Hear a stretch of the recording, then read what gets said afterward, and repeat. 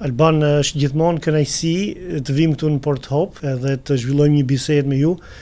Sigurisht jo për biznes, edhe kësaj radhe nuk kemi ardhur për të folur për biznesin tuaj, po për të folur për pasionin tuaj si mjek sportiv i ekipeve shqiptare.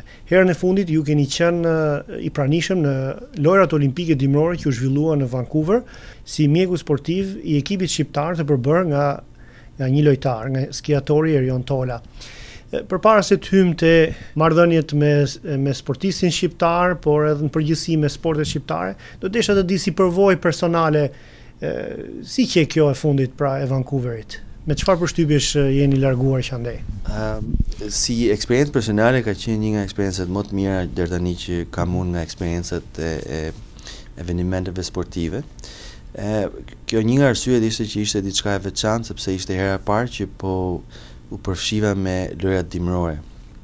Me gjithmonë flasim me ekipin shqiptar, sepse këtu ku jam merrem me në akull e skiatorë kanadez, mirë po për shqiptarët kjo ishte hera e parë dhe hika domethënë me përshtypjet nga më të mira. Organizimi ishte bërë shumë i mirë, edhe Shqipëria u përfaqësua të thosha me një ekip kompakt, po një delegacion kompakt, po la përshtypjet nga më të mira. Më bën përshtypje shumë për shembull që këtë radhë kishim edhe shumë tifoza të ndryshëm që erdhën me të ndjekin skiatorin ton kur konkurroi. Edhe ishte kënaqësi e veçantë për shembull që të shikoj ato flamurë shqiptar të varur nëpër hotele, nëpër vendin ku zhvillua skia. Njëkohësisht mësova që juve keni qenë i pranishëm edhe në një pritje që organizuan shqiptarët e Vancouverit.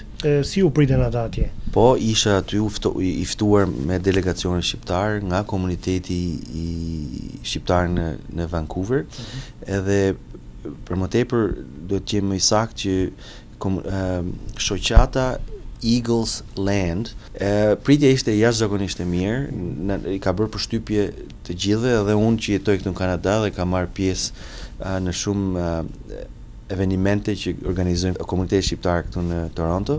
Edhe unë impresova nga mënyra e organizimit dhe nga mikpritja që tregoi komuniteti.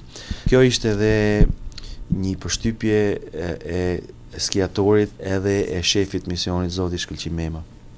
Le të hidhemi pak te marrëdhëniet tuaja me sportistin, domethënë marrëdhëniet mjek skiator. Çfarë kontributi, çfarë roli luajtët ju domethënë gjatë këtyre lojrave? Ç'lloj ndihme i ofruat Tolës? Të them të drejtën, unë përmbusha dy role këtu. Roli i parë ishte i akredituar dhe i punësuar nga Vanoku, që është Vancouver Organizing Committee, dhe kjo ndodhi gati një vit përpara se të delegacioni. Edhe ky rol ishte një ndërmjetës midis Vanokut edhe delegacionit shqiptar. Domethënë i dhash një asistencë delegacionit shqiptar nga ndërtimet ndryshme. Pastaj delegacioni shqiptar kishte edhe nevojë për mjekun edhe përmbusha edhe këtë rol. Tash në rolin e mjekut, unë them drejtën nuk kishte shumë punë për mua me skiatorin, për arsye se ai nga gjendja fizike ishte mirë, nuk pati ndonjë problem fizik.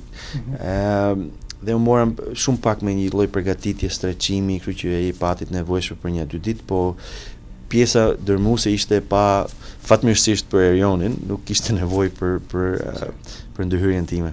Edhe diçka tjetër, Alban, pjesëmarrja në këto lojra me një delegacion është e kushtueshme, besoj, sidomos për një vend të vogël si Shqipëria. Ju mendoni se ja vlen një pjesëmarrje e tillë, pra e kushtueshme, pavarësisht rezultateve jo fort të kënaqshme nga ana sportive e përfaqësuesit tonë atje? Patjetër, duhet të thënë që kjo ishte pjesëmarrja e dytë e delegacionit shqiptar në lojrat dimrore, natyrisht pjesëmarrja e parë në Torino 2006. Po unë mendoj është jashtëzakonisht e rëndësishme për arsye se zhvillohet sportet dimrore në Shqipëri, edhe në diasporë, fëmijët që merren me këto sporte dimrore në Shqipëri kanë mundësi që të përfaqësojnë Shqipërinë në lojrat e ardhshme. Një nga arsyet kryesore është që çfarë lloj sporti që promovohet në Shqipëri ka benefite të jashtëzakonshme, jo vetëm nga ana fizike, por edhe nga ana mendore, ka fizike nga përgatitja e formimi i të rinjve të atij kombi. Sporti është i domosdoshëm. Pra nga kjo drejtim them që është shtuar edhe një lloj oportuniteti tjetër për të rinj shqiptar, për brezat e ri që të marrin jo vetëm sportet dimërore, por edhe verore, por edhe dimërore natyrisht.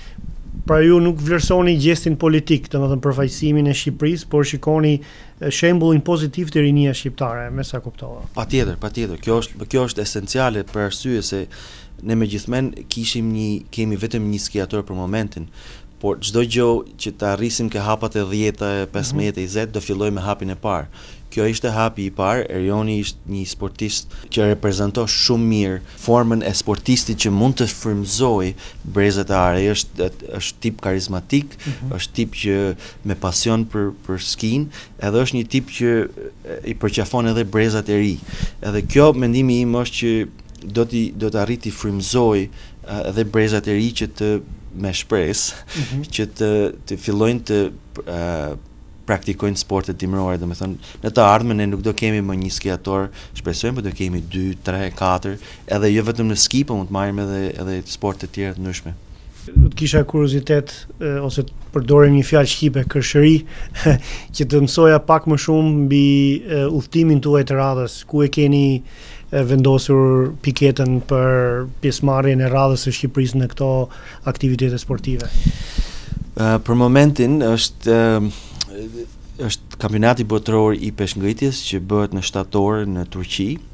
Edhe kjo është një eveniment i rëndësishëm jo vetëm për në vetvete që është kampionati botëror edhe ka një rang botëror për sportistët tanë, por është edhe evenimenti që fillojnë kualifikimet e Olimpiadës të 2012 në Londër. Kështu që është e rëndësishme që të arrihen rezultatet sa më të larta, që ne të përfaqësohemi me sa më tepër sportistë në Olimpiadën e verore të 2012 në Londër. Ju falenderoj për kohën dhe sukseset më tejshme.